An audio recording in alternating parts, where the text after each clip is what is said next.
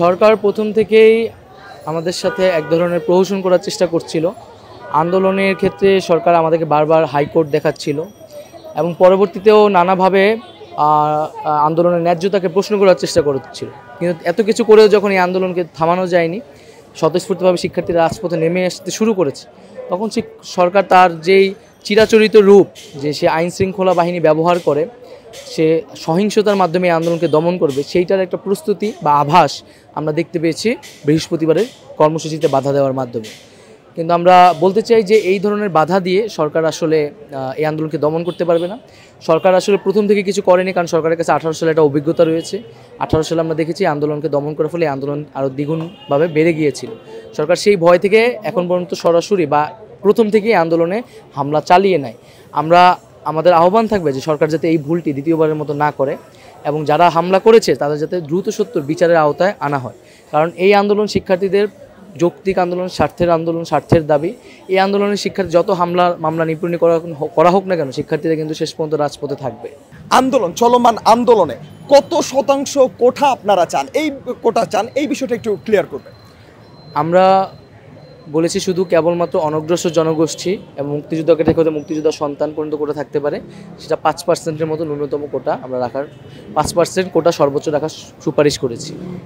যদি সেটা 20% হয়, 30% হয়, সেক্ষেত্রে আপনাদের কি অবস্থান থাকবে? আমরা আমাদের জায়গা থেকে শিক্ষার্থীদের যে যৌক্তিক জনমত সেটার বিবেচনার কথা বলেছি। সরকার যদি তার যুক্তি পেশ করে একটা রূপরেখা দেখাতে পারে, তখন সেই প্রেক্ষিতে আলোচনা হতে পারে। আমরা আমাদের আন্দোলনের বক্তব্য আন্দোলনের শুরু থেকে স্পষ্ট করেছি। আমরা চাই কোটা সমস্যার চূড়ান্ত সমাধান।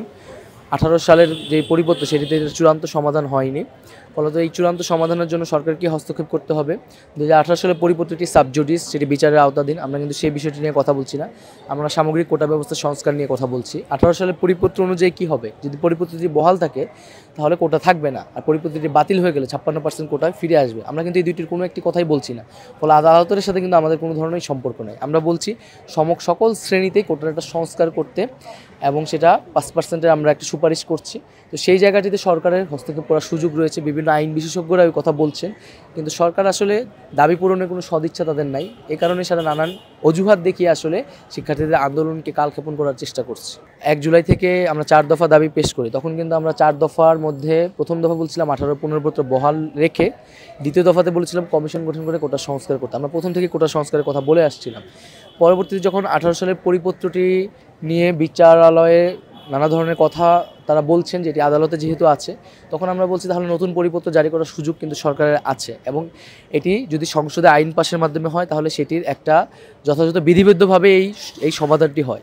সেই জায়গা থেকে কিন্তু আমরা কথাগুলো বলছি, এবং আমাদের দাবি কিন্তু প্রথম থেকে আসলে একই আছে। হয়তো সেটা আমরা বিভিন্ন সময় আরও সুস্পষ্ট করছি সরকারের বোঝার সাপেক্ষে, যেহেতু সরকার এটা বুঝছে না বা কর্ণপাত করছে না, সেজন্য আমরা দাবিগুলোকে আরও বেশি স্পেসিফিক করেছি, সুস্পষ্ট করেছি, কিন্তু আমরা দাবি কিন্তু পরিবর্তন করি নাই। তো সরকার কিন্তু প্রথমে তারা বলছে 18 সালের পরিপত্র নিয়ে তারা কোনো কথা বলবে না। পরেরবার যখন হাইকোর্ট বললো, তারপরে তারা এখন বলতেছে 18 সালের পরিপত্র নিয়ে তারা কাজ করতে ইচ্ছুক, কিন্তু অন্যান্য কোনো কথা শুনবে না। তো সরকারের আসলে কোনো ধরনের সদিচ্ছা আমরা দেখতে পাচ্ছি না। 2018 সালে যে প্রতিশ্রুতি ভঙ্গ করা হলো, সেটি নিয়ে প্রথমেই সরকারের তরফ থেকে আমরা বক্তব্য আশা করেছিলাম, কিন্তু সেটি কিন্তু সরকার আসলে এড়িয়ে গেছে। আদালত যখন এখন বলটি সরকারের কোর্টে ঠেলে দিয়েছে, সরকার এখনও আবার দায় এড়ানোর চেষ্টা করছে। তো আমরা মনে করি আমাদের বক্তব্য আসলে কখনোই পরিবর্তন হয়নি। বক্তব্য প্রথম থেকে একই ছিল। 2018 সালেই এটি বক্তব্য প্রতিষ্ঠিত ছিল, যা শিক্ষার্থীরা কোটা সংস্কার চায়, এবং এখানে কোনো দ্বিতীয় তৃতীয় পক্ষের কোনো সুযোগ নেই। এখানে একটি পক্ষ, সেটা হচ্ছে বাংলাদেশের সাধারণ শিক্ষার্থীবৃন্দ। শিক্ষার্থীদের যে কোনো আন্দোলনের ভিতরে সরকার যে বিরোধী দলের ভূত দেখতে পায়, এটা এক ধরনের সরকারের রুটিন ওয়ার্কে পরিণত হয়েছে। সরকার আন্দোলনকে দমন করার জন্য এক ধরনের ফ্রেমিং করে, তাকে একটা রাজনৈতিক রূপ দেয়, যাতে আন্দোলনকে দমন করতে তার জন্য সহজ হয়। তবে আমরা বলতে চাই যে আমাদের দাবি কিন্তু খুবই সুনির্দিষ্ট এবং স্পেসিফিক। আমরা কোটা সংস্কার চাচ্ছি। এখানে আপনি একটা দাবিও দেখাতে পারবেন না যে এটা হচ্ছে আমাদের মূল যে আন্দোলন, সেই আন্দোলনকে বাইপাস করছে। তো সেই জায়গা থেকে সরকার যদি দাবিগুলো পূরণ করে নেয়, তাহলে কিন্তু সমস্যাটার সমাধান হয়। সরকার দাবি পূরণ না করে বরং এই ধরনের কথা বলার চেষ্টা করছে। এটি আমরা মনে করি যে সাধারণ মানুষ এই কথাগুলো বিশ্বাস করে না। সরকারের জায়গা থেকে আমরা দায়িত্বশীল বক্তব্য এবং আচরণ আশা করি, এবং এখানে আসলে আপনারা এই আন্দোলনটি সকলের সামনে স্পষ্ট যে কারা নেতৃত্ব দিচ্ছে। বিভিন্ন বিশ্ববিদ্যালয়ের শিক্ষার্থীরা, তাদের ভিতরে স্বতঃস্ফূর্ত যে নেতৃত্ব গড়ে উঠেছে, তাদের মধ্যে সমন্বয় করে আন্দোলন পরিচালিত হচ্ছে। এই আন্দোলনের অর্থ ক্রাউড ফান্ডিংয়ের মাধ্যমে তৈরি হচ্ছে। এবং সাধারণ মানুষ এই আন্দোলনের সহায়তা করছে। এবং এখানে আমরা বলেছি যে বিভিন্ন সংগঠন বা রাজনৈতিক দল এই আন্দোলনের সমর্থন করছে বা অফিসিয়ালি তারা বলছে এই আন্দোলনটি যৌক্তিক। আমরা তাদেরকে স্বাগত জানিয়েছি। আমরা বলছি এই আন্দোলনটি একটি স্বতন্ত্র প্ল্যাটফর্মে স্বতন্ত্র জায়গায় হবে, এর কোনো রাজনৈতিক রূপ আমরা কখনোই মেনে নিব না। প্রত্যেকে তার তার জায়গা থেকেই যাতে এই আন্দোলনকে সহায়তা করে, এবং সরকারের প্রতি আমাদের আহ্বান থাকবে যে জনগণের এবং সাধারণ শিক্ষার্থীদের পাশে এসে তাদের বক্তব্যটি আমলে নিয়ে অতি সত্বর দাবি পূরণ করা হোক।